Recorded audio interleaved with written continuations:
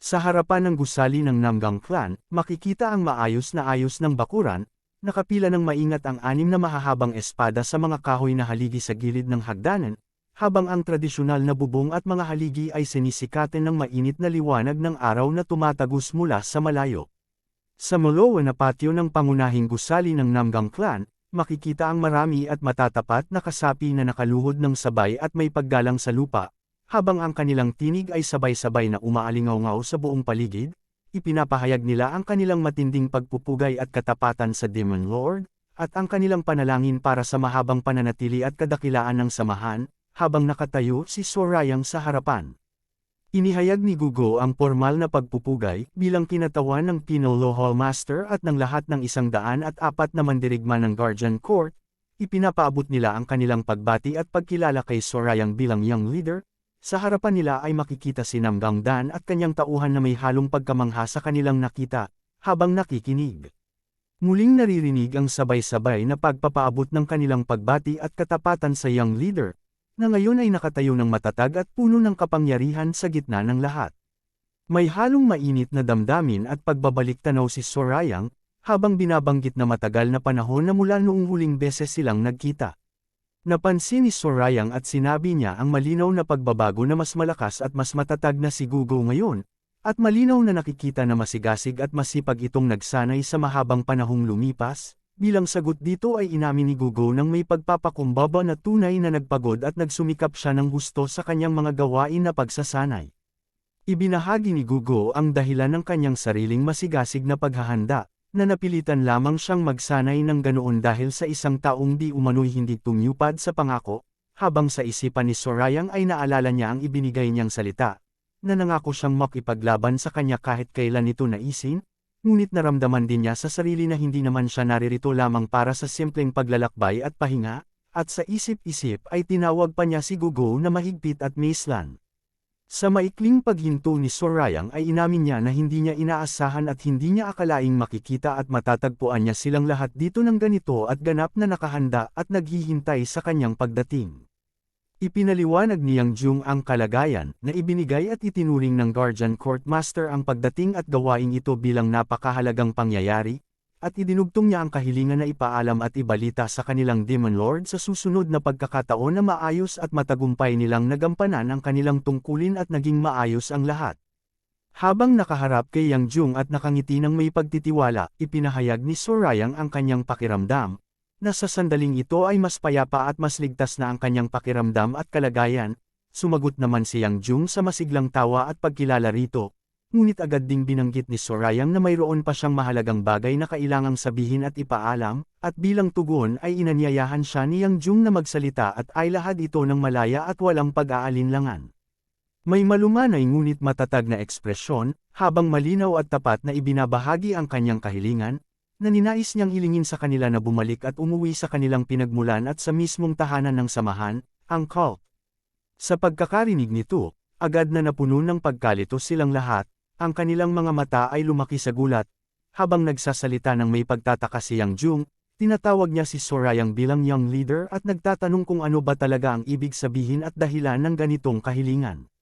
Nagsalita si Sorayang ng diretsahan at walang paligoy-ligoy, na sa kanyang tapat na pananaw ay isang malaking pagkakamali ang pagdating at pagpunta nila rito sa lugar na ito. Sumagot naman si Yang Jung na tila hindi agad naintindihan ang kanyang sinabi, kaya't nagtanong ito ng maikli at nagtataka kung bakit at kung ano ang ibig sabihin ng pagkakamaling iyon.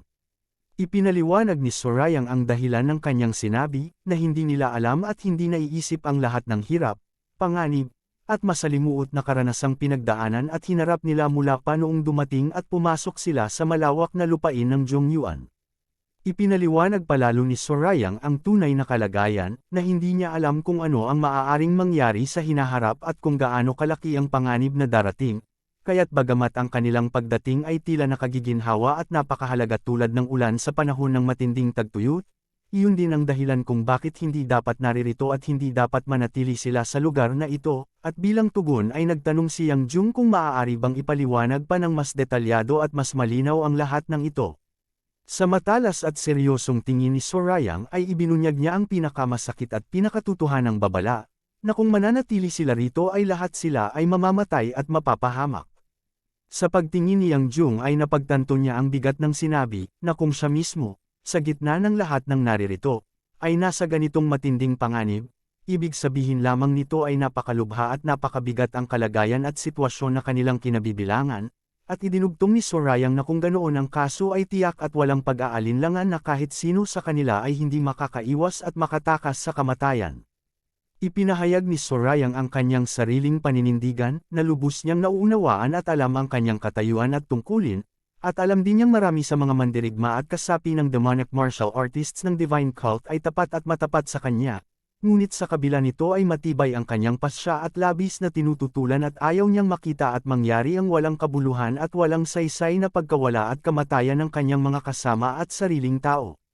Bilang sagot at pagpapahayag ng matinding katapatan at pagtitiwala, nagsalita si Yang Jung, na hindi naman ito magiging walang halaga at walang saysay na kamatayan, dahil kung ito ay para sa kanya at sa kanyang layunin, tiyak na magiging mas marangal at mas dakila ito kaysa sa anumang ibang uri ng kamatayan, ngunit sa matatag na sagot ni Sorayang ay sinabi niyang ganito man ang tingin nila ay hindi ganoon ang kanyang pananaw at hindi niya ito tinatanggap para sa kanyang sarili. Sa pagpapatuloy ng kanyang paliwanag habang nakaharap sa kanilang lahat, nilinaw ni Sorayang ang kanyang damdamin, na maiintindihan at matatanggap niya kung sakaling magkaroon ng digmaan at sila ay mapatay at mamatay sa gitna ng labanan at tunggalian, ngunit kung ang dahilan ng kanilang pagkawala ay dahil lamang sa kanya at sa kanyang sariling kapakanan at layunin, hindi niya ito matatanggap at alam niyang dadalhin niya sa habang panahon ng bigat at sakit ng konsensya at pagkakasala dulot nito. Humihingi muna ng paumanhin si Yang Jung sa young leader bago itanong ang bagay na labis na nagpapabahala sa kanya, kung sakaling totoo at tiyak na nasa matinding panganib ang buhay ni Sorayang, ano ang magiging hakbang at kahihinatnan nito. Sa harap ng tanong na iyon, nakatayo si Sorayang ng tuwid at matatag, walang pag-aalinlangan at puno ng katiyakan, habang ibinahagi ang kanyang pasya, na kung darating man ang panahon ng panganib, siya lamang at siya rin ang tanging mamamatay at haharap sa kapahamakan, hindi niya hahayaang madamay ang sinuman sa kanyang mga kasama. Buo ang kanyang pag-unawa, alam niyang kahit anong mangyari, ang mga kasama at ang mga nasa paligid ay tiyak na magsasakripisyo at magbibigay ng sariling buhay upang iligtas at ipagtanggol ang young leader. Idinugtong pa ni Sorayang na kung sakaling mawala sila, walang alinlangan na magdulot ito ng matinding gulat at pagkabigla sa napakaraming tao sa buong mundo ng Murem at ng samahan. Muling binigkas ni Sorayang ang kanyang matibay na salita, na sa kabila ng lahat ng panganib at haka-haka, tiyak at tapat niyang sinasabing hindi siya mamamatay at hindi siya magpapatalo sa anumang banta, kasabay nito ay narinig ang malakas at malalim na tunog ng pagkilos ng kagubatan. Sa pagkakarinig ng Kalos Kos, kitang-kita sa mukha ng mga kasapi at tagasunod ang matinding pagkabigla, lumaki ang kanilang mga mata, bumuka ang kanilang bibig, at bahagyang napaatras ang ilan sa kanila, habang nagpapalitan ng tingin, tila hindi makapaniwala sa kanilang nakita. Mula sa pagitan ng mga luntiang dahon at matitibay na sanga ay biglang lumitaw at humakbang ng matatag ang dalawang makapangyarihang nilalang, ang King of Tigre at ang Gintong Sorrow na si Goldie, kasabay ng malakas na ugong. Habang nakatayo sa tabi ni Dungpil, nakangiti ng may pagtitiwala at kapanatagan si Sorayang, habang binanggit ang pangalan nito, na para sa kanya, sapat na at higit pa ang taglay na lakas ni Dungpil upang maging kasama niya. Idinugtong pa ni Sorayang ang kanyang paliwanag na bukod kay Dungpil, nasa kanyang piling din ang dalawang nabanggit na mitikal na nilalang na tapat at makapangyarihan, kaya't buo ang kanyang paniniwala na walang sinuman at anuman ang makapapatay sa kanya, habang kasama niya ang mga ito, at nilinaw din niya ang dahilan kung bakit hinihiling niyang umalis ang iba, dahil mayroon na siyang tiyak na plano at layunin, at inaasahan niyang lubos itong maunawaan ng lahat. Nakatuon ang pansin ni Yang Jung kay Sorayang na puno pa rin ng pag-aalala, ngunit may halong paghanga at unti-unting pagtanggap sa matibay na paninindigan at katiyakan na ipinakita ng young leader sa harap ng lahat ng hamon at panganib. Seryosong humarap si Yang Jung kay Sorayang na kung iyan talaga ang nais at pasya ng young leader, walang sinuman sa kanila ang sasalungat dito. Idinugtong pa niya na ang tanging hangad lamang naman nila ay lubos na maunawaan at malaman ang tunay na dahilan kung bakit ito ang kanyang naging pasya. Humihiling ng may paggalang si Yang Jung, na ibigay na lamang sa kanila ng young leader ang kanyang utos at pasya, dahil para sa kanila ay sapat na iyon at sapat na upang gabayan ang kanilang gagawin at kilos. Sa pagkakarinig sa kanilang ganap na pagsunod at pagtitiwala, napagtanto at inamin ni Sorayang na tila hindi na kailangan pa niyang pilitin at ipaliwanag ng mahaba upang mapaniwala at mapaintindi sila, dahil buo na ang kanyang pagtitiwala sa kanyang pasya. Lumingon si Sorayang at humarap sa matandang pinuno ng angkan na tinatawag nilang Patriarch, at magalang na nagtanong kung mayroon bang magandang kainan at restoran na malapit lamang sa lugar na ito, isa na maaari nilang arkilahin at gamitin ng buong maghapon. Habang nakangiti si Sorayang ay ipinaliwanag niya ang dahilan ng kanyang kahilingan, na nais niyang kahit paano ay mapakain at mapagsilbihan muna sila bago sila umalis at bumalik, at idinugtong pa niya ang kanyang mungkahi na mas mainam at mas mabuti kung makapagpapahinga muna sila ng isang araw bago tuluyang lumisan at maglakbay pabalik sa kanilang pinagmulan.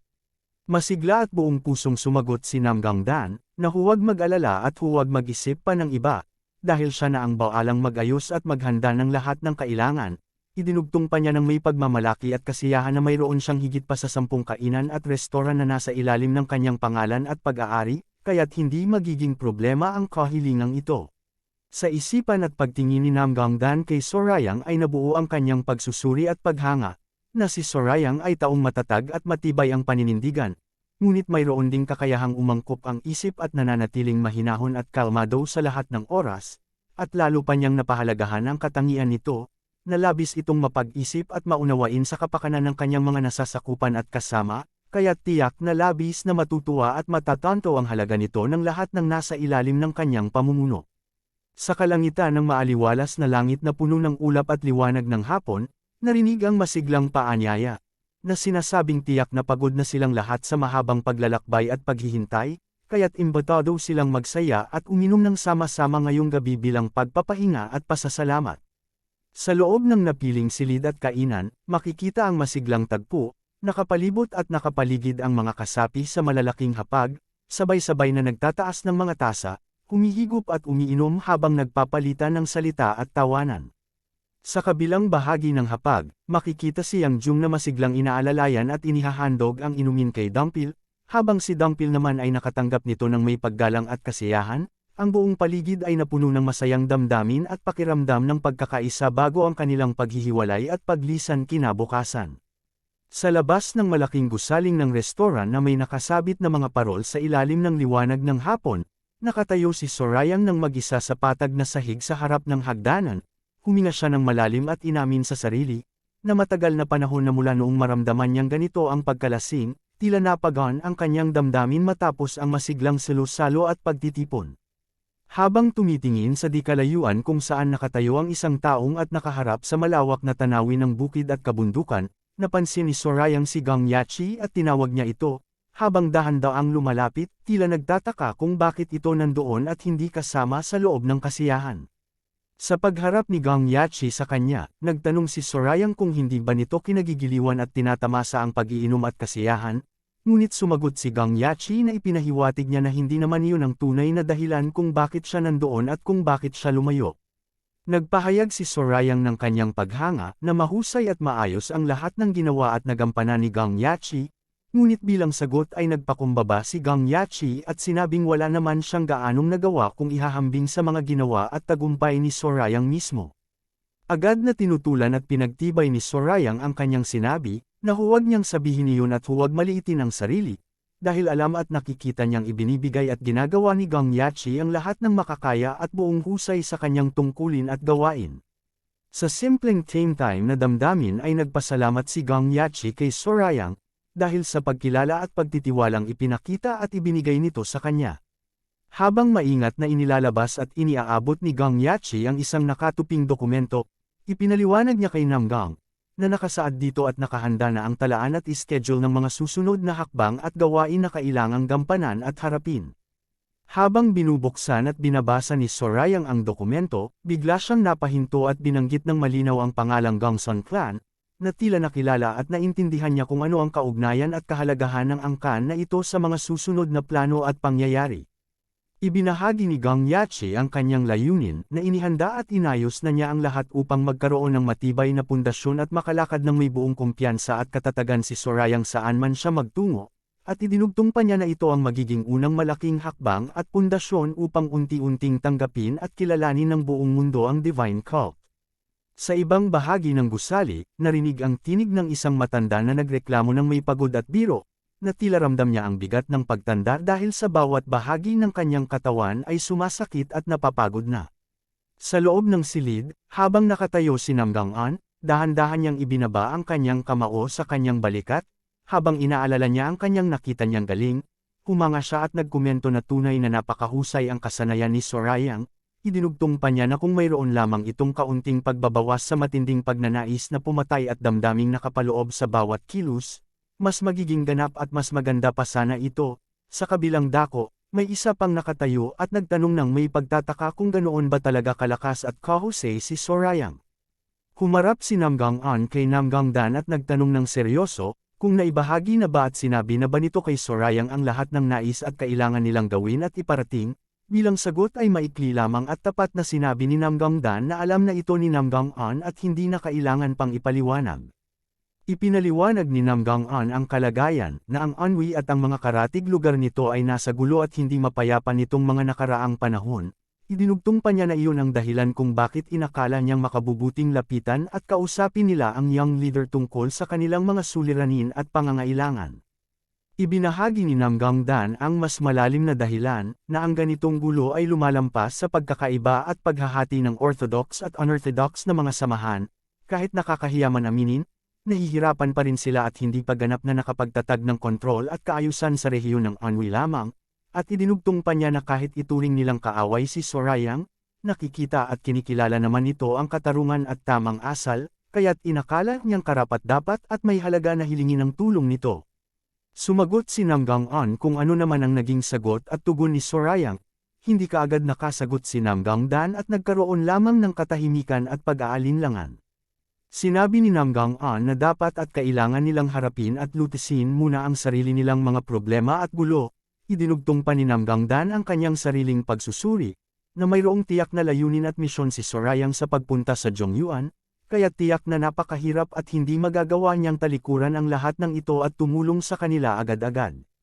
Ngunit dahan daw ang idinugtong at nilinaw ni Namgang-dan ang ibang bahagi ng sagot, na bagamat ganoon ang sinabi, binanggit din ni Sorayang na kung sakaling makakita at makahanap siya ng paraan at pagkakataong makatulong sa kanila, habang isinasagawa ang sarili niyang misyon, sumagot naman si Namgang-an tiyak na gagawin niya ito, at sa huli ay sinabi niyang sapat na iyon at higit pa sa inaasahan nila. Habang nakatitig sa labas ng bukas na bintana, nabuo ang kanilang bagong pananaw, na bagamat kabilang sila sa demonic path, naiiba at hindi katulad sila ng mga inakala at dating naiisip nila noon pa man. Habang nakatayo sa tabi ng bintana, sinabi ni Namgang-dan na totoo palang mayroon ding mga ganitong uri ng mandirigma ng demonic path tulad ni Sorayang, bagamat malinaw at tiyak na magkaiba at magkalayo ang kanilang tinatahak na landas at paniniwala, naiiba ang kanyang nakita at naramdaman ngayon. Habang nakikita nila ang karwaheng lumalayo na sa daan sa gitna ng gubat at liwanag ng hapon, idinugtong pa ni Namgang-dan ang kanyang pasya na sa kanyang palagay, ang landas na tinatahak ni Sorayang bilang demonic path ay hindi puno ng dugo, karahasan, at kasamaan gaya ng kanilang dating takot at akala. Lumipat ang tagpo sa gusaling kilala bilang Flying Swallow Pavilion, biglang umalangaw-ngaw ang malakas at nakagugulat na tunog ng pagbagsak at pagkasira, tila yumanig ang buong paligid at nagpahiwatig ng pagsisimula ng matinding gulo at pangyayari sa loob nito.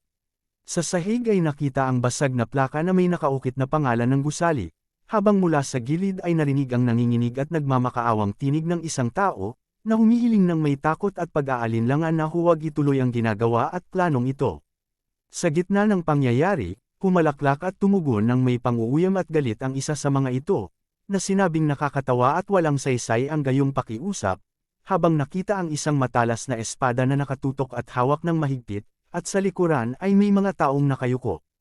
Sa mas malawak na tanawin ng looban, makikita ang buong kalagayan, nakapaligid ang mga armadong tauhan, habang ang pinuno ng mga naniningil ay nagsasalita ng may awtoridad, na ipinaalala niya sa mga may-ari na 2 linggo na ang nakalilipas mula noong huling paalala, at kailangan na nilang magpasya at magdesisyon ngayon. Idinugtong pa niya na hindi naman ito biglaan at walang babala, dahil kalahating taon na silang nagsikap na kumbansihin sila, at noong una ay hiningi naman ng mga may-ari na bigyan pa sila ng panahon at maghintay.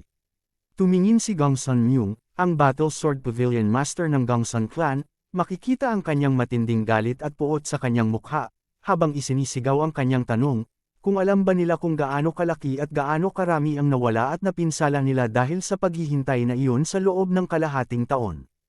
Sa kabilang panig, nagsalita ang may-ari puno ng takot, sa kanyang isipan, na sa katotohanan ay hindi naman talaga paghihikayat ang ginawa nila noon kundi puro pananakot at panggigipit lamang. Idinugtong pa niya ang kanyang matinding pagtutol, na walang negosyo ang tatanggap na ibigay ang 60% ng kanilang kita, kahit pa ang mga kilala bilang unorthodox at mga labas sa karaniwang batas ay hindi gumagawa ng ganitong kalupitan at labis na hinihingi. Sinabi niya na ang 60% ay sadyang sobra at hindi katanggap-tanggap ang hinihinging 60% mula sa kanila. Matalas at maikling tanong ni Gong Sun-myung kung bakit hindi nila ito matanggap, bilang sagot ay ipinaliwanag ng may-ari na imposible nilang mapagpatuloy ang pagpapatakbo at pamamahala ng kanilang negosyo kung matitira lamang sa kanila ang 40% ng kabuoang kita, hindi sapat ito para sa mga gastusin at pangangailangan ng gawain. Walang pag-aalinlangan at walang awa ang mungkahi ni Gong Sun-myung, na kung ganoon ay bawasan at ibaba na lamang nila ang pasahod at bayad sa kanilang mga manggagawa, sumagot naman ang may-ari ng may matinding pagtataka. Ipinaliwanag pa ng mas detalyado at puno ng pangamba ang may-ari, na kung gagawin iyon ay mawawala sa kanila ang mga manggagawang matagal na nilang kasama at nagtutulungan, mahihirapan silang makakuha ng sariwa at maayos na mga sangkap at kagamitan, at sa huli ay hindi na rin darating at pupunta sa kanila ang mga parokyano at mamimili. Sa gitna ng matinding takot ay nagbanta rin ang may-ari na kung hindi sila makakakuha ng sapat na kita at kabuhayan, tiyak na wala ring makukuha at matatanggap na bayad mula sa kanila ang mga naniningil. Sa sandaling iyon ay biglang tumawag at sumigaw ang isa sa mga tauhan upang pigilan at paalalahanan ang sinabi nito. Napuno ng matinding galit si Gong Sun-myung at pagkainis sa kanyang mukha, habang nagsasalita ng mapanghamon, na sinasabing tila ipinapahiwatig at ginagawang magnanakaw at mandarambong sila ng mga salita at pananaw ng may-ari, na parang kumukuha lamang sila ng pera ng walang karapatan mula sa kainan. Ipinaliwanag ni Gong Sun-myung ang kanyang pananaw, na sinasabing mayroon silang kasunduan at kontrata sa pagitan nila. Ayon dito, tungkulin at serbisyo ng mga taga-Gong Sun clan ang tiyakin at panagutan ang kaligtasan at maayos na pagtakbo ng kanilang negosyo sa lugar na ito, at bilang kapalit ay nararapat lamang na magbayad sila ng kabayaran, bagamat sa isipan niya ay labis na ito at hindi makatarungan. Kasabay nito ay mahigpit na hinawakan ng mga tauhan ni Gong Sun-myung ang braso ng may-ari sa mesa, at itinanong ni Gong Sun-myung ng may panghahamon, kung ganoon ba ay napakahirap at napakabigat naman para sa kanila ang ganoong kabayaran at gantong kaayusan. Habang pilit na pinipigilan ng kanyang sarili at halos mapahandusay na sa takot, habang mahigpit na hinahawakan ng mga tauhan at nakatutok ang matalas na espada sa kanya, nagmamakaawa ang kinatawan, tinatawag siyang Pavilion Master at humihiling na bigyan pa siya ng panahon at pagkakataong makausap at makapagpaliwanag sa tunay na may-ari ng kainan, ngunit bilang sagot ay itinanong ng may pagdududa ni Gong Sun-myung, kung hindi ba't nasa kanya ang karapatan at kapangyarihang humalili at gumawa ng pasya para sa may-ari kapag wala ito sa lugar. Nakatitig ng matalas at walang awa si Gong Sun-myung sa kinatawan, habang direktang itinanong, kung siya ba mismo ang maglalagay ng tatak at lagda sa kasunduan upang tuluyan ng matapos ang lahat at mapatibay ang kanilang hinihingi. Sa gitna ng matinding takot at panginginig ng buong katawan, muling tinawag ng kinatawan ang pangalang ng Pavilion Master, habang sa kabilang dako ay idinugtong ni Gong Sun-myung na nagbabanta, kung hindi siya gagawa ng pasya at tutupad sa nais nila, handa silang gawin ito ng sapilitan at para sa kanya.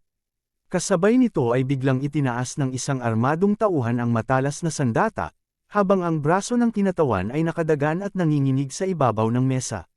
Kasabay nito ay masakit na sigaw ang kumawala mula sa bibig ng kinatawan, habang nakapikit ng mariin at nanginginig ang buong katawan. Ngunit malakas na tumama ang sandata sa mesa, na lumikha ng malakas na tunog at pagkabasag ng mesa. Sa di inaasahang pagkakataon, biglang umalingaw ang isang walang takot na tinig, nagsasalita habang mahigpit na hinahawakan ang gilid ng kanyang damit, nagpapahayag ng pagkadismaya na sadyang magulo at hindi maayos ang nangyayari at kalagayan sa loob ng lugar na ito. Mabilis na lumingon ang dalawang tauhan ni Gong Sun-myung, habang nagulat sa biglaang nangyari sa kanilang harapan, nagtanong bagong dating kung totoo ba ang narinig nilang hinihinging 60% ng kita mula sa kainan. Sa pintuan ay lumitaw si Sorayang kasama niya si Dungpil, at buong tapang na nagsalita, habang nakatayo sa tabi ng kinatawan. Sinabi niyang kahit ang mga kilalang unorthodox at mga samahan sa masasamang gawain ay hindi hihingi ng ganito kalaking bahagi ng kita, at tinawag silang mga walang hiya at masasamang tao. Bilang sagot naman ay agad na nagalit at nagtanong si Gongsun Myung, kung paano nila nagawang makialam at hamarang sa gawain at usapin ng Gongsun clan, at kung sino ba talaga sila at anong karapatan nila rito. Habang nakapaligid na ang mga tauhan at nakatutok ang mga sandata, buong tapang at walang pag-aalinlangan na sumagot si Sorayang na siya ay taong kasalukuyang nag-iisip kung paano nila pipigain, durugan, o tuluyang papatayin ang mga taong nagsisikap na ipasara at sirain ang kabuhayan at negosyo ng kainan na ito. Sa sagot na iyon ay sabay-sabay na nagulat ang mga tauhan sa matinding gulat. Nakatitig ng matalas si Sorayang, tinanong niya kung siya ba ang mismong Battle Sword Pavilion Master ng Gongsun Clan, at idinugtong pa niya ng may pang-uuyam na sinasabing napakabaho at napakadumi ng bibig at pananalita nito para sa isang taong tila nasa ganitong katayuan. Dahil sa sinabi ni Sorayang ay napuno matinding galit at pagngangalit ang mga ngipin ni Gongsun Myung, na nagsasabing sadyang napakadumi at masama rin namang magsalita si Sorayang kahit napakabata pa nito. Sa gitna ng matinding tensyon sa loob ng silid, tinawag ni Sorayang ang pangalang Dungpil. Agad na sumagot at tumugon si Dungpil nang may paggalang na tinugunan siya bilang young leader.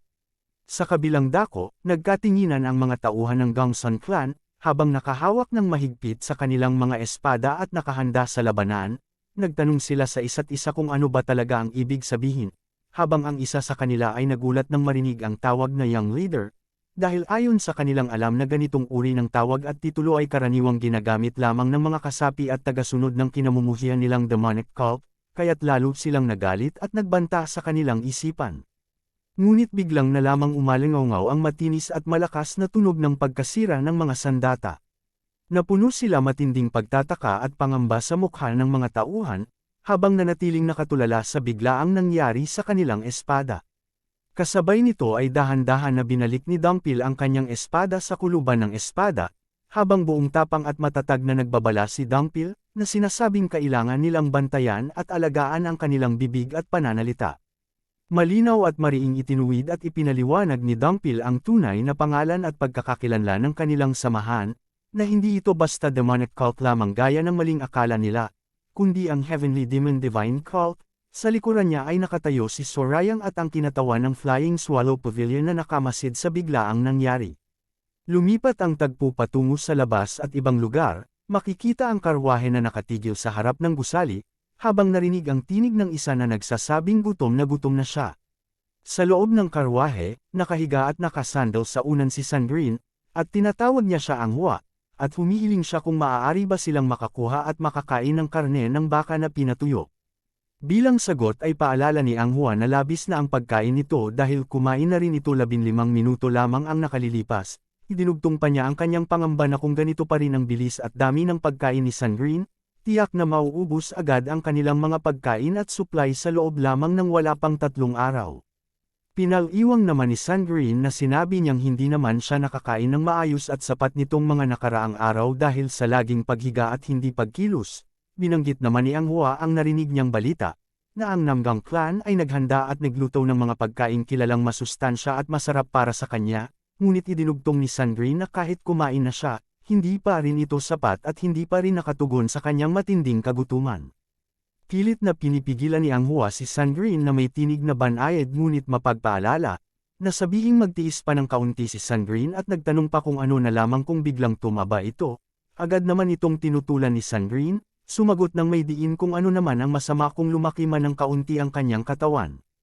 Habang nakatitig ng mariin at nagpapaliwanag ng kanyang pananaw, ipinaliwanag ni Sandrine, na para sa kanya, ang buhay ay dapat tungkol sa pagkain ng masasarap na pagkain. Idinugtong pa niya na araw-araw na niyang inilalagay sa alanganin ang sarili at buhay sa kanilang gawain, kaya't hindi makatarungan kung pipigilan pa siya sa kasiyahang ito. Tinanong pa niya kung paano pa niya matatamasa ang buhay kung ganito, at humarap kay Ang Hua na naghihintay ng pagsang-ayon at pag-unawa. Sa harap ng ganitong matibay na paliwanag, napabuntong hininga na lamang si Ang Hua, tila wala na siyang magawa kundi tanggapin ang sinabi nito. Pumayag na lamang si Ang Hua, na sinabing ito na ang huling pagkakataon at huling pagkain na ibibigay niya. Pinaalalahanan pa niya na maghintay muna ng maayos hanggang sa makarating sila at makakain na ng sapat at tamang pagkain. Labis na nagalak at nagdiwang si Sandrine sa pahintulot na ito, habang pumapalakpak ng masaya at masigla, at tumawan siya ng mahina, habang si Gugo ay nakamasid lamang sa kanilang ginawa. Mula sa gilid ay biglang nagsalita si Gugo, nakahalukip-kap na tila nababagabag, na sinasabing masyadong maingay at magulo ang dalawang kababaihan. Agad na humarap si Sandrine sa kanya habang may hawak na maliit na pagkain sa bibig at nagtanong ng may pagtataka kung sila ba ay nakakapagdulot ng hindi kaaya-ayang pakiramdam at abala sa kanya. Tapat at diretsahan naman itong sinagot ni Gugo na sabihing oo, at medyo nakakabagabag nga ito ng kaunti. Sa pag-unawa at paggalang sa kanya bilang bisita sa kanilang pagsama, sinabi ni Sandrine na magbabawas na siya at magiging mas maingat sa kanyang kilos at ugali. Ngunit idinugtong pa niya na ayaw naman niyang maging masyadong tahimik at malungkot ang paligid na tila ba may naglalamay at nagdadalamati lamang, kaya't nakipagkasundo na lamang si Gugo sa katamtamang antas ng ingay lamang. Nagbigay si Gugo ng paalala na bagamat kinikilala niya na kaibigan sila ng kanilang young leader, hindi ito dahilan upang maging walang pakundangan. Ipinaalala pa niya na dapat kumilos ng naaayon sa pagiging kilala at mahalagang tauhan mula sa Ice Palace. Bilang sagot naman ay nagtanong si Sandrine ng may pagtataka, kung hindi ba siya mukhang iginagalang at marangal na sapat sa kanyang paningin sa kasalukuyan. Diretsahan at seryosong ipinaliwanag ni Gugo na hindi iyon sapat, ang paraan ng pag-uugali at ipinapakitang anyuang siyang nagtatakda kung paano katretuhin at tingnan ng ibang tao, at idinugtong pa niya ang kanyang sariling hinaing, na hindi naman nila kilala ng lubusan ang kanyang tunay na pagkatao, kaya't mahirap tanggapin ang pagpapalagay na siya ay marangal kung sa unang pagtatagpo pa lamang ay nasisira na agad ang damdamin at kalooban ng iba dahil sa kanyang tono at paraan ng pananalita. Sinabi pa ni Gugo na sa ugnayan at pakikitungo sa kapwa, kahit ilang salita lamang ay sapat na upang magsimula ng gulo at hindi pagkakaunawaan, habang nananatiling tahimik si Anghua at nakikinig sa lahat ng sinasabi. Ipinaalala ni Gugo kay Sandrine na hindi naman siya nagagalit at nagtatampo kahit siya ang pagtuunan ng masamang pakikitungo, ngunit mahigpit niyang ipinagbabawal na huwag itong gawin at ipakita sa ganitong paraan kapag kaharap na ang young leader, habang saglit na tumahimik si Sandrine sa sinabi ni Gugo. Pagkaraan ng sandaling katahimikan, ibinaba ni Sandrine ang kanyang tingin at ipinaliwanag ng may pag-aalinlangan at pagpapakumbaba, na ang dahilan ng kanyang pagiging matalas at matapang na pananalita ay dahil hindi niya talaga gusto ang mga taong tila walang damdamin, matigas, at malamig na parang bato. Inamin din niya na marahil ay naging masyadong matindi at masakit ang naging tono at pananalita niya kaysa sa nais niyang iparating, kaya't buong puso siyang humingi ng paumanhin at patawad sa kanyang ginawa.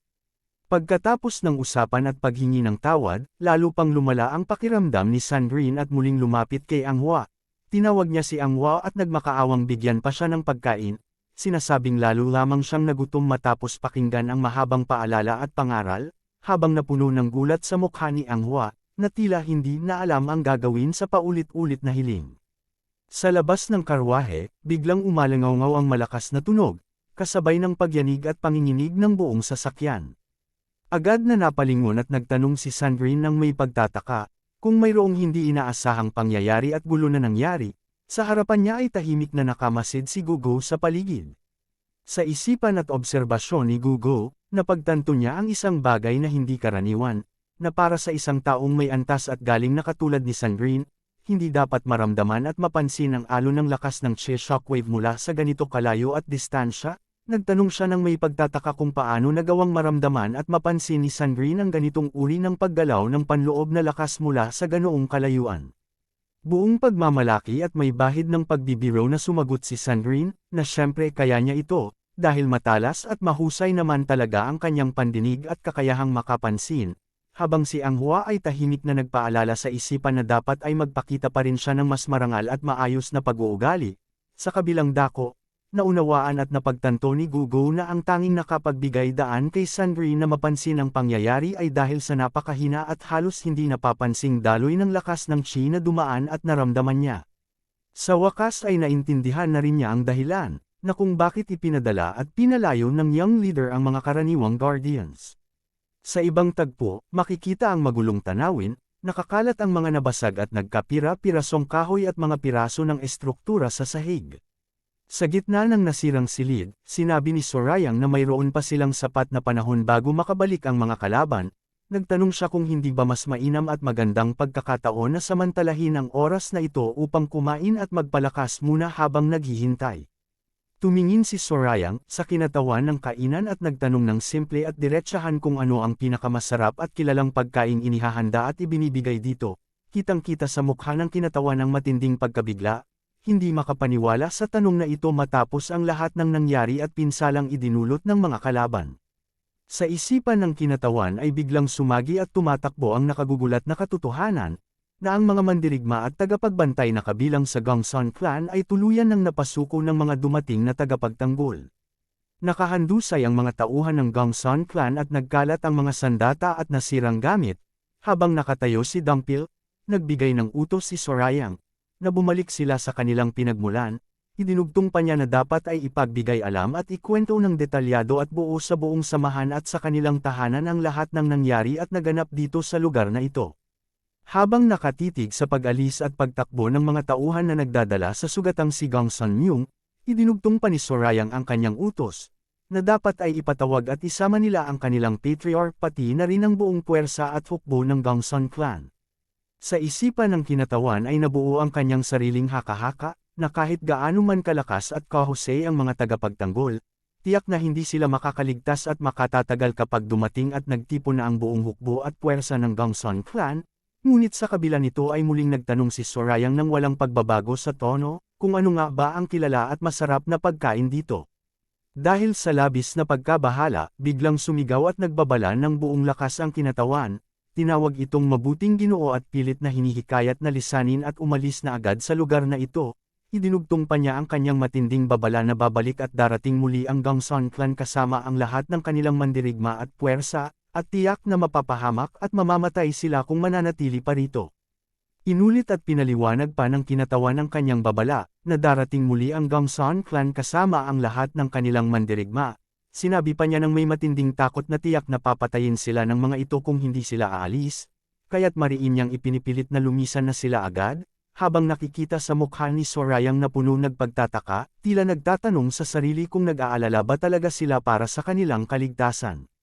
Sa isipan ni Sorayang ay napagtanto niya ang tunay na ugali at damdamin ng kinatawan, na karaniwan ay maraming tao ang naghahangad pa ng higit pa kapag natulungan na sila ng iba, ngunit sa kabila nito ay ibang-iba ang ginagawa ng taong ito. Sa halip ay pilit silang pinalalayo at pinaalis dahil sa takot at pangamba na baka mapahamak at masaktan ang mga taong tumulong sa kanya. Sa kanyang pagninilay-nilay ay naisip din niya, na tiyak na mahirap at mabigat ang buhay sa ganitong magulo at mapanganib na mundo para sa isang taong may mabuti, mapagmalasakit, at mapag-arugang kalooban, ngunit idinugtong pa niya sa kanyang isipan na bagamat mahirap, tila ang ganitong katangian at ugali din ang dahilan kung bakit nakuha at napanghawakan ng kinatawan ng kanyang katayuan at tiwala sa loob ng kainan, habang ang kinatawan ay nakatayo at nakataas ang mga kamay na nagmamakaawa at humihiling pa rin sa kanila. Ngunit dahan-dahan lamang na ipinatong ni Sorayang ang kanyang kamay sa gilid ng upuan, at sa kabila ng lahat ng babala at pagmamakaawa ay sinabing ayos lamang at walang problema, idinugtong pa niya na mayroon lamang siyang gustong itanong at alamin pa mula sa kinatawan. Nagtanong ng may pagtataka si Sorayang kung kailanman ba ay nagkaroon at nakahanap na ng samahan ng sekta na nagsilbing sandigan at tagapagtanggol ang mga tagapamahala at tauhan ng Flying Swallow Pavilion. Sa sagot naman ay mariing itinanggi at sinabi ng kinatawan na wala at hindi kailanman nangyari iyon. Muling nagtanong si Sorayang kung nakipagtulungan ba sila noon sa maliliit na pangkat o samahan, at muli ring tumugon ang kinatawan ng walang pag-aalinlangan na hindi rin iyon naging bahagi ng kanilang kasaysayan at pamamalakad. Tumingin ng matalas at puno ng pag-uudyok si Sorayang sa kinatawan at nagtanong kung mayroon ba siyang tiyak na dahilan kung bakit ganito ang naging pasya at landas na tinahak nila mula pa noong una. Bumantong hininga ng malalim ang kinatawan, kitang-kita sa kanyang mukha ang bigat at karanasan ng nakalipas na panahon, at ipinaliwanag ang kanyang matibay, na kung pipilitin man nilang makipag-ugnayan at sumapi sa alinmang makapangyarihang samahan, sa huli ay tiyak na magdadala lamang ito ng kapahamakan at panganib sa kanilang kabuhayan at buhay.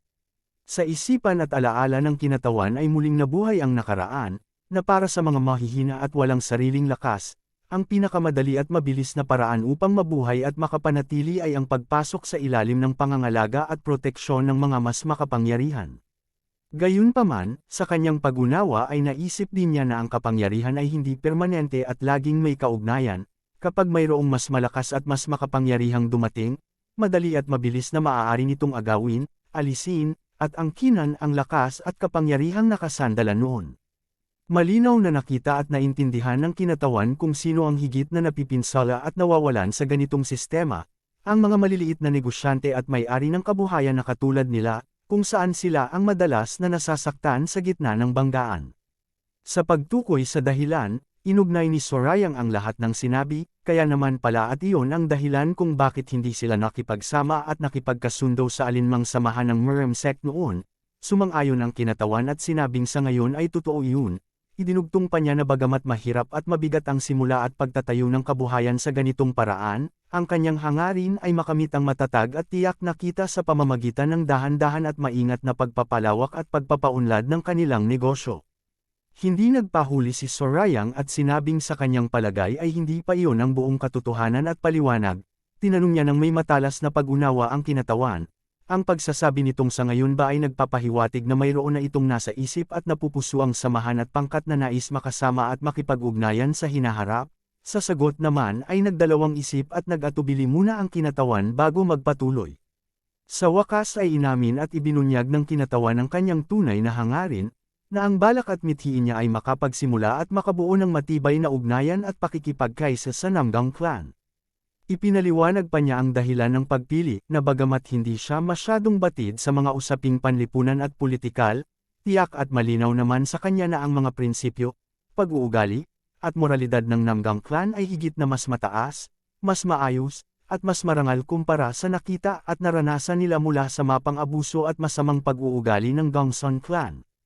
Ipinaliwanag ng kinatawan na medyo malayo naman ang lugar na ito mula sa nasasakupan ng Namgang clan, kaya't nasa isip niya at naging layunin ang gawing sangay at bahagi ng Namgang clan ang kainan, upang makamit ang kanilang proteksyon at sa kapalit ay magsilbing tagapagmasid at tagapaghatid ng balita para sa kanila. Narinig ito ni Sorayang at nagtanong ng may pag-unawa, dahil tila hindi maiiwasan na kailangang makipagtulungan sa alinmang pangkat ng mga mandirigma ng Murem sect, kaya't napili nila ang pinakamahusay at kilalang samahan sa probinsya ng Anhui, at sa sagot ay tumango at kinumpirma ito ng kinatawan ng may pag-aalinlangan. Napangiti at napaisip si Sorayang na tila nakakatuwa at kahangahangang ugali nito, inamin niya sa sarili na una niyang inakala na mahiyain at maislan lamang ang ugali ng kinatawan, ngunit ngayon ay nakita niyang matalas ang isip at maingat itong nagpaplano ng malawakan at maaga pa lamang. Sumagi sa isipan ni Sorayang ang katotohanan, na sa ganitong magulo at mapanganib na mundo, hindi sapat at mahirap mabuhay ng maayos at ligtas kung kabutihan lamang at katangian na taglay.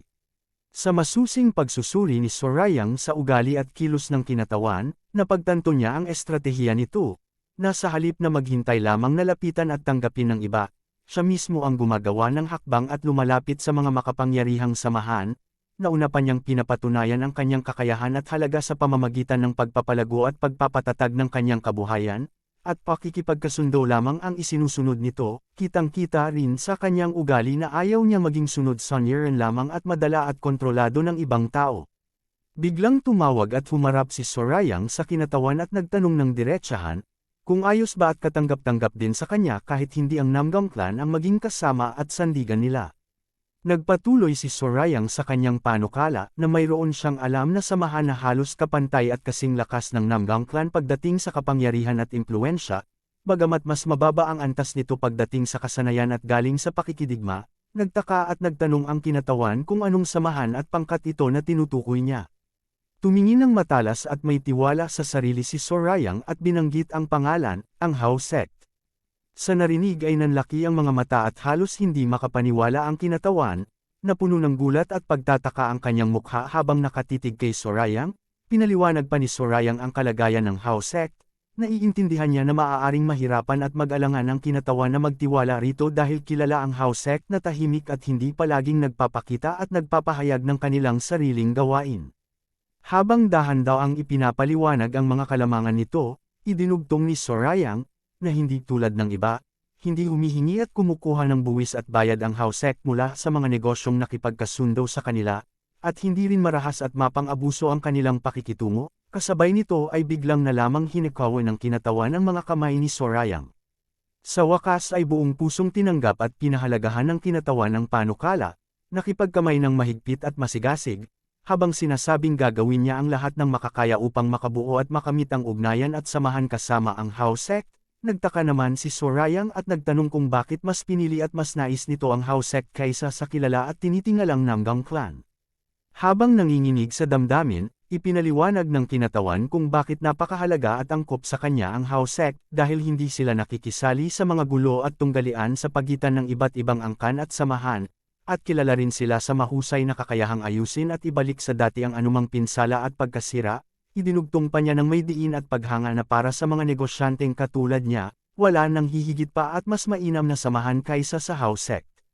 Sa gilid ay nakinig at napaisip si Sorayang, at inamin sa sarili na hindi niya inaasahan at alam na ganito pala sila katanyag at pinapahalagahan. Pagkatapos ay nangako at sinabi niyang gagawin niya ang paraan upang makapag-ugnay at makilala ang kinatawan sa Housek, ngunit nilinaw din niya na hanggang doon lamang ang kanyang magagawa, dahil kung matutuloy at mapipirmahan man ang kasunduan ay nakasalalay na lahat sa sariling kakayahan at pasya ng kinatawan.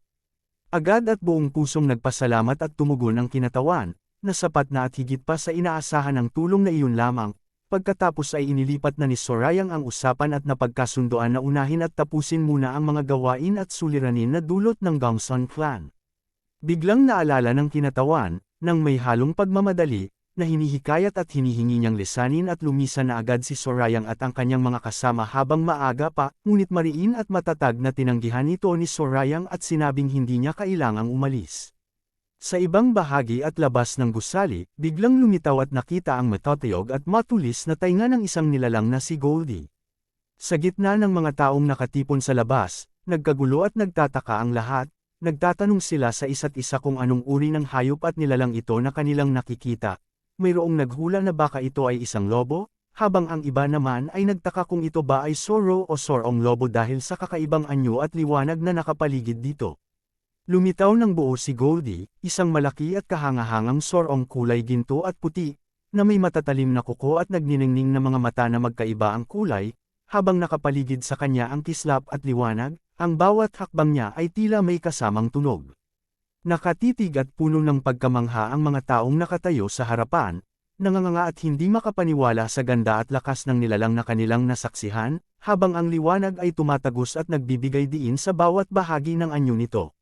Sa malawak na tanawin ng bakuran, lumapit sina Sorayang at Dangpil sa labas ng mga tao. Tinawag at binati ito ni Sorayang ng may pagkilala, tila matagal na niyang hinihintay ang pagdating nito. Lumapit si Goldie kay Sorayang at dahan daw ang hinaplos ni Sorayang ang ulo at balahibo nito ng may pag-iingat at pagmamahal, masiglang tumugon si Goldie. Sa gitna ng nagtataka at nakapaligid na mga tao, napansin ng isa sa kanila na unti-unting hamupa at kumalma ang dati ay nakagugulat at matinding damdamin ng lakas na naramdaman nila. Nagtanong naman ang isa pa, na nakatitig sa gawi at anyo ni Sorayang, kung ang mandirigmang ito ba ay siya rin ang tunay na may-ari at tagapagtanggol ng Flying Swallow Pavilion. Sa sandaling iyon ay bilang tumingin ng maigi si Sorayang sa kanyang harapan, habang tila may kumakabog sa kanyang dibdib at nagsisimula ng bumalik ang alaala, nakita niya ang isang pamilyar na anyo at mukha na hindi niya malimutan. Sa malawak na bakuran ay lumitaw at humarap ang isang makapangyarihang figure, si Gongsun Huang, ang pinuno at patriarch ng Gongsun clan. Kasama niya ang marami at nakahandang mga tauhan na nakapaligid at nakabantay, habang kinikilala siya ni Sorayang. Tumingin si Gongsun Huang ng matinding galit at panganib sa kanyang mukha. Habang nakatayo si Sorayang, napagtanto niya na tiyak na nakita na niya ang lalaking ito noon pa man sa ibang lugar at pagkakataon, hindi bago sa kanyang paningin ang ganitong anyo at tindig. Sa alaala ay muling nabuhay ang nakaraan, nung itinalaga at pinili si Dam Seyong bilang pinuno ng pinagsamang samahan ng Alliance Leader. Nagkaroon ng malaking pagtitipon ng mga pinuno at tagapagmana mula sa mga kilala at makapangyarihang angkan at samahan sa bawat rehiyon, naroon din si Gongsun Huang sa gitna ng mga iyon. Malinaw na naalala ni Sorayang na kahit 20 taong gulang pa lamang noon si Gongsun Huang, taglay na niya ang nakatatakot at malalim na pilat sa kanyang mukha. ganitong katangian at anyo ay sadyang mahirap kalimutan at makaligtaan ng sinumang nakakita. Sa kasalukuyan ay nakita na niya ang ganap na pagbabago, ang dating tagapagmana at kabataang ito ay isa ng malupit at mapang-ipong pinuno sa buong rehiyong ito, habang nakatayo ng may pagmamalaki at kapangyarihan sa harapan ng lahat. Buong tapang na tinanong ni Gong San Huang kay Sorayang kung sila ba nga ang mga taong humamon at lumabag sa kapangyarihan ng kanyang angkan. Sumagot naman si Sorayang ng maikli at walang pag-aalinlangan na oo, inamin niya na hindi niya inaasahan na magpapakita pa sila rito, lalo na't ang mismong pinuno at ama ng angkan pa ang dumating ng personal.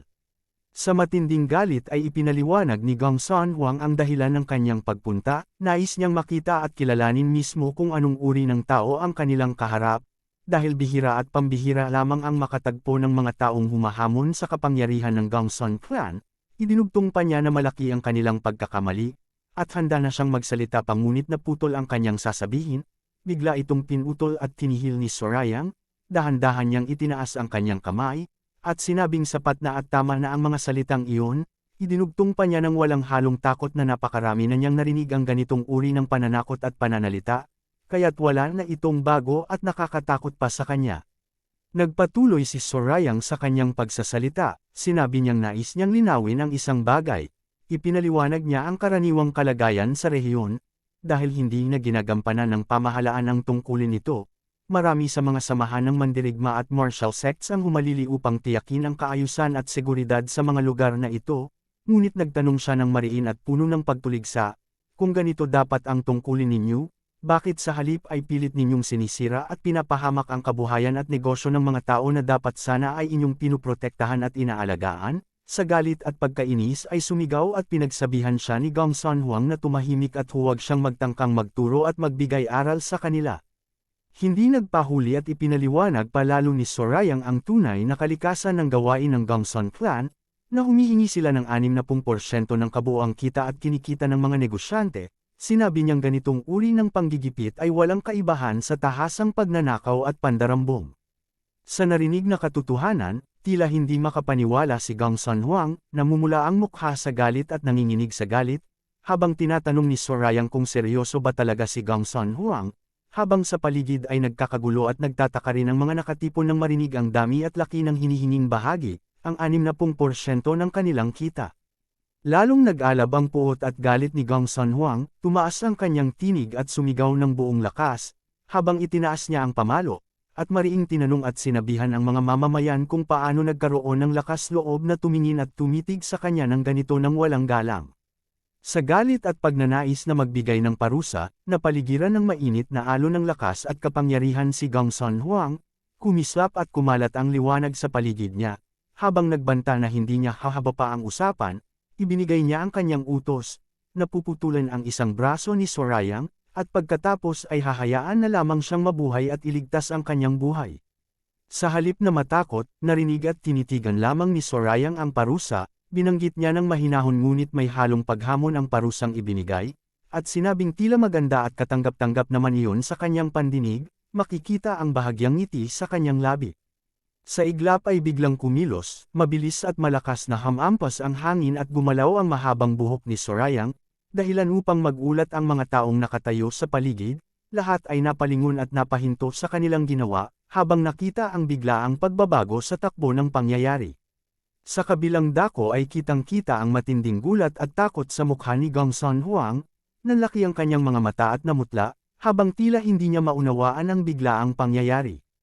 Kasunod nito ay narinig ang nakabibinging tunog ni Gongsun Huang, napasigaw siya sa sakit, habang nakita ng lahat ang pinsalang tinamo ng kanyang braso, na siyang parusang una niyang ibinigay sa iba at ngayon ay bumalik na lamang sa kanyang sarili. Nakakalat ang dugo sa bato at sahig, habang si Gongsun Huang ay nakayuko at hawak ang kanyang sugatang braso na tuluyang naputol at nawalan ng lakas, sa kanyang likuran ay nakatayo si Sorayang, habang nakatindig ng matatag sa gitna ng takot at pagkagulo ng mga tauhan ng Gongsun clan na nakapaligid at hindi makapaniwala sa nakita nilang pangyayari. Habang nakabuka ang bibig at nakikitang ang matatalim ng ngipin at nagniningning na magkaibang kulay na mga mata, lumapit at tumingin ng mariin si Goldie kay Gongsun Huang, at ipinaalala ni Sorayang at sinabing iyon lamang ang hinihingi ni Gongsun Huang. Sa huli ay humarap at tumingin pabalik si Sorayang, ang kanyang mga mata ay nagniningning na puno ng paghamon, May bahagyang ngiti sa kanyang labi, habang nagtanong ng diretsahan kung ano na ang susunod na gagawin at hakbang nila.